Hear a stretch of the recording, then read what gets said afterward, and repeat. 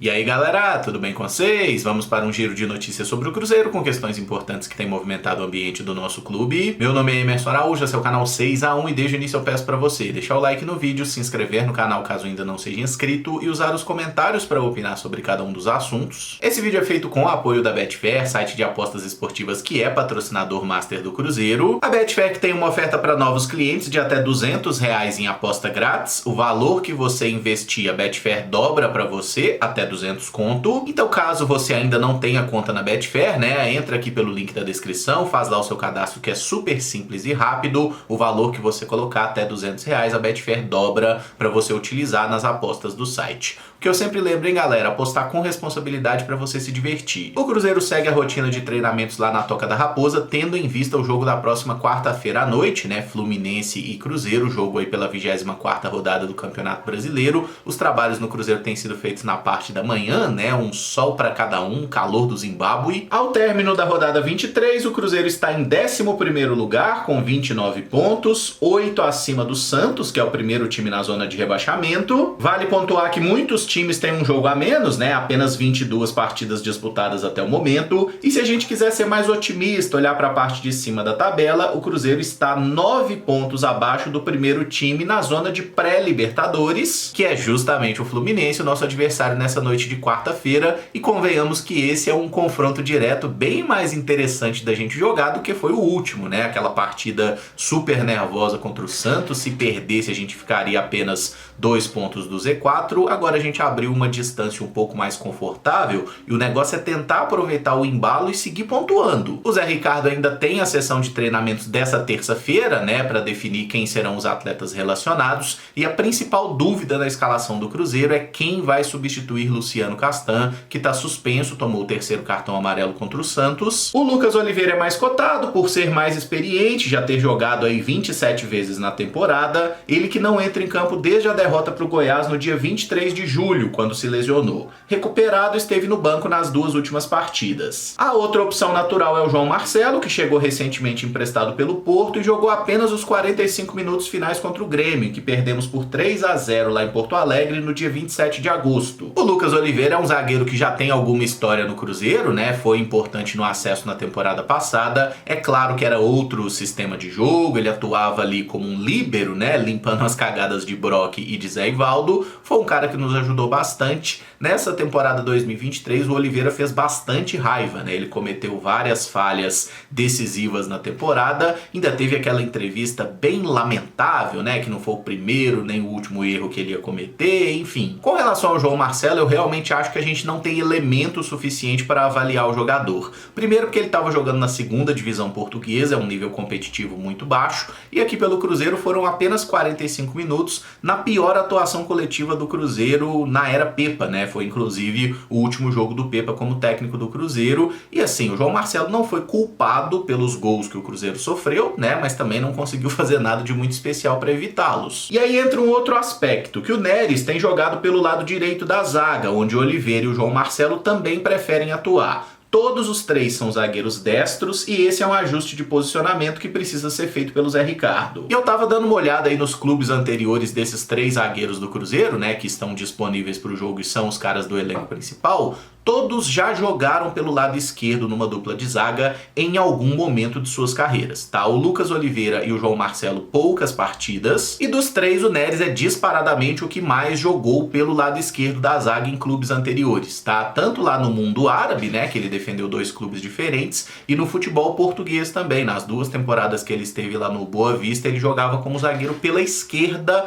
ou um zagueiro central num trio de defesa. Se o Zé considerar esse histórico de carreira, tem uma possibilidade bem razoável então do Neres ser o zagueiro pelo lado esquerdo da defesa, e aí Lucas Oliveira ou João Marcelo, quem entrar para fazer a dupla, joga pelo lado direito. tá? Eu acho que esse é um cenário provável. Se eu tivesse que apostar ali na Betfair, quem vai jogar, Oliveira ou João Marcelo? Eu acho que vai jogar o Lucas Oliveira, mas a minha preferência, até por ter curiosidade de ver esse cara em campo, eu botaria o João Marcelo para formar a dupla com o Neres. O time sub-20 do Cruzeiro perdeu por 3-1 para o Atlético Mineiro no primeiro jogo da semifinal do estadual. O nosso único gol foi marcado pelo zagueiro Pedrão e a partida de volta será no próximo domingo, 3 da tarde, e o Cruzeiro precisa vencer por 2 gols de diferença para levar para os pênaltis. Não tem mais aquela vantagem de melhor campanha, até chequei aqui no regulamento da competição lá no site da FMF, então se o Cruzeiro vencer por 2 gols de diferença, decisão nos pênaltis, o fato de ter feito a melhor campanha não vai nos ajudar nessa aí.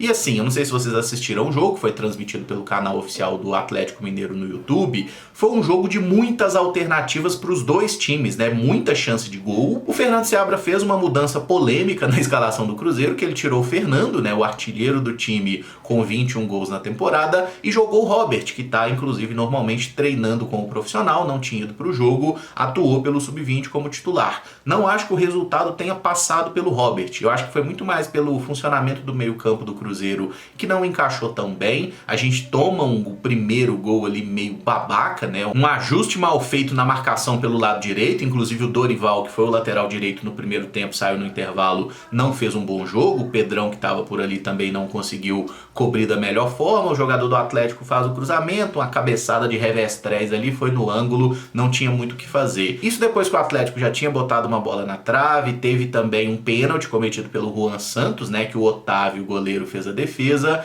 mas aí no segundo tempo o Otávio fudeu o trem todo, porque ele falhou no segundo e no terceiro gol do Atlético. No segundo, o Pedrão recuou a bola, o Otávio não dominou gol dos caras, aí entra como gol contra do Pedrão, mas é muito mais culpa do Otávio do que do Pedrão. Eu sei, o zagueiro não deve recuar na direção do gol, mas no futebol de hoje o goleiro precisa saber trabalhar melhor com os pés, e o Otávio não estava, digamos assim, devidamente atento, falhou, é um goleiro promissor, de muito potencial, e precisa ser criticado também, né? Isso faz parte do aprendizado. O terceiro gol, uma falta de longe, o Otávio pulou atrasado, muito mal no lance, foi realmente uma jornada assim do céu ao inferno do goleiro. Com as mexidas no segundo tempo, o Cruzeiro tem um pouco mais de volume de jogo, vai pra cima, né? Poderia ter tomado mais gols também, a gente não pode esquecer desse detalhe, mas conseguimos pelo menos descontar com gol de cabeça do Pedrão, depois de jogada de bola parada, e ali o Fernando, que entrou em meados do segundo tempo, botou 2 bolas na trave. O Cruzeiro poderia ter saído aí com 3-2 também, mas esse gol do Pedrão, né, o 3-1, deixa a gente vivo na disputa, tá? Porque se fosse 3-0, sinceramente, eu acho que a vaca já tinha deitado. O Cruzeiro ganhou do Atlético, inclusive na primeira fase do Campeonato Mineiro, por 4-2, né? É o resultado que a gente precisa, vencer por 2 gols para levar para os pênaltis. Então é possível. Se o Cruzeiro tiver numa jornada mais inspirada, com menos falhas individuais e o treinador fazendo uma escalação mais inteligente também, acho que dá pra gente reverter, mas vai ser bem complicado esse jogo no próximo final de semana. E antes desse jogo contra o Atlético Mineiro, o Cruzeiro tem outra decisão contra o Sampaio Corrêa, quinta-feira, Copa do Brasil Sub-20. Esse jogo, inclusive, vai ter transmissão do Sport TV. O Cruzeiro precisa ganhar do Sampaio Corrêa para seguir para as semifinais aí da Copa do Brasil da categoria. Então é uma semana muito decisiva para o Sub-20 do Cruzeiro, né? Porque se a gente não conseguir vencer Sampaio Corrêa e passar pelo Atlético Mineiro, a temporada do Sub-20 do Cruzeiro vai terminar no domingo. Se a gente conseguir passar do Sampaio, a gente garante pelo menos mais alguns jogos, e se passar do Atlético, então aí é só alegria. Algo que tem repercutido entre alguns torcedores é que o cantor Gustavo Lima teria dito ao jornalista Jaeci Carvalho que tem interesse em comprar um percentual da SAF do Cruzeiro. E aí eu gostaria de destacar alguns aspectos nessa história. O primeiro deles é, o Jaeci tem muita abertura, né? Tem muitos contatos aí entre esses endinheirados, mas a cada 10 notícias que ele traz, assim como grandes bombas, grandes informações, 1 ou 2 se confirmam. Então não dá pra gente ter, assim, informação trazida pelo Jaeci como algo extremamente confiável. Mas nesse caso especificamente, né, a possibilidade do Gustavo Lima investir no Cruzeiro, eu não acho que seja um absurdo, até considerando que ele é muito amigo do Pedro Lourenço, dono do Supermercados BH, que fez uma manobra parecida tem pouco tempo. Lembrando que o Ronaldo fez a compra de 90% das ações da SAF do Cruzeiro por 400 milhões de reais, que deveriam ser aportados em até 5 anos. E aí pode ser dinheiro tirado do bolso do Ronaldo ou por aquele incremento de receitas. Se ele fizer o Cruzeiro gerar uma arrecadação acima da média dos anos anteriores, ele consegue inclusive pagar esse valor sem precisar tirar do próprio bolso, que é o melhor cenário para ele. E aí a gente tem que entender que é um cenário bom para o Cruzeiro também. Afinal, se o Cruzeiro está gerando direito por si só, isso é ainda melhor do que ter um investimento de um camarada vindo de fora que a qualquer momento a torneira poderia parar de pingar. Em março foi oficializado pelo Cruzeiro um acordo com o Pedro Lourenço, que ele faria um aporte na casa de 100 milhões de reais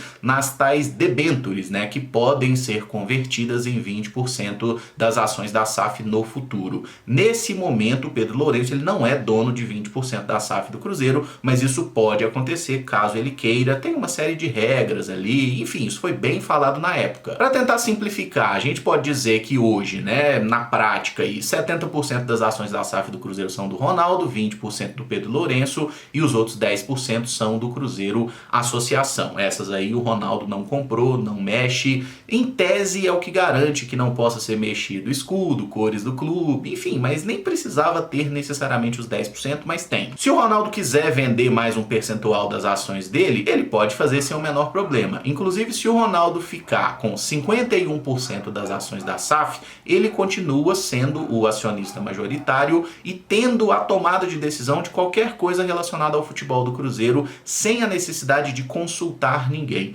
O Pedro Lourenço, que tem 20% das ações da SAF, ele interfere na gestão do Cruzeiro? Não. Se o Gustavo Lima comprar 10, 15, 19% que seja das ações do Ronaldo, ele vai ter poder de mandar alguma coisa? Não. E por que o sócio majoritário vende, nesse caso, uma parte das suas ações? Para gerar liquidez, para ter dinheiro para fazer investimento no clube, infraestrutura, categoria de base, às vezes para pagar salário, para contratar jogador, enfim, é isso, é para conseguir fazer entrar dinheiro, né, gerar liquidez para o clube, e é isso que o Ronaldo fez, tanto que a gente vê a Toca da Raposa, que foi sensivelmente modernizada, modificada com o aporte do Pedro Lourenço. E essa situação que está sendo noticiada pelo Jaeci, ela não é novidade, tá? Nem a questão de celebridades investindo em clubes de futebol, times de basquete, isso aí é muito comum fora do Brasil também, e também é muito comum a gente ver clubes de futebol vendendo percentuais minoritários das suas ações para colocar dinheiro. Praticamente todos os grandes clubes europeus já fizeram isso em algum momento. E aí a gente pensa, né, faz sentido o Gustavo Lima investir no Cruzeiro? E aí eu nem vou entrar no mérito dele ser cruzeirense, isso aí é uma questão que pode influenciar ou não, mas como negócio, o Cruzeiro é um clube interessante para se investir no momento.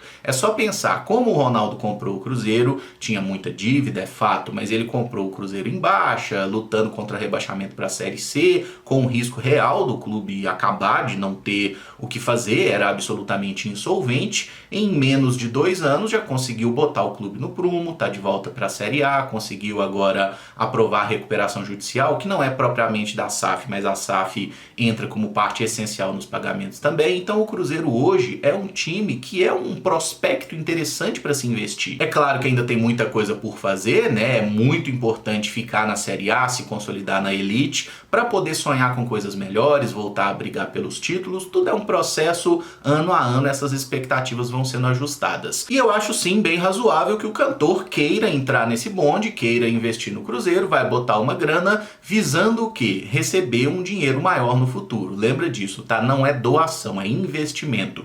Quem investe, investe acreditando em algo e esperando em ter retornos no futuro. E aí, nesse caso do futebol, o retorno técnico normalmente ele está atrelado a um retorno financeiro também. Mas só esses 2 pontos que precisam ficar bem claros, né? Enquanto o Ronaldo tivesse 51% ou mais das ações do Cruzeiro, nenhum outro sócio tem direito a dar pitaco ou a definir alguma coisa na gestão do clube. Ele vai ouvir a opinião dos outros se ele quiser, porque se ele tem 51%, ele é o sócio majoritário, pronto, acabou, a gestão do clube será feita de acordo com a sua vontade. E o outro ponto importante a destacar é que isso é uma informação que foi trazida pelo Jaeci, que não tem nada de oficial até o momento. Então vamos aguardar aí o desenrolar dos acontecimentos, se teremos novidades sobre isso ou não. E para fechar com uma coisa aleatória, hoje, dia 18 de setembro, é aniversário do Ronaldo, que está completando aí 47 anos de vida. Parabéns para ele, que tenha muita saúde, que ganhe muitos títulos e muito dinheiro com o Cruzeiro também. E o detalhe absolutamente inútil que eu fiquei sabendo hoje é que o Ronaldo nasceu no dia 18 de setembro, mas só foi registrado 4 dias depois, no dia 22 de setembro. Então ele pode comemorar o aniversário 2 vezes no ano, pode comemorar na segunda-feira e na sexta-feira ele pode comemorar outro aniversário, né? Então se ele tem 47 anos de vida, potencialmente, com 2 aniversários por ano, ele teria 94, o que o transforma quase em um Rodrigo Genta. Eu encerro esse vídeo por aqui. Se você gostou, eu peço que deixe o like, se inscreva no canal caso ainda não seja inscrito e use os comentários para opinar sobre cada um dos assuntos. Muito obrigado por acompanhar, um abraço e até o próximo vídeo. Valeu!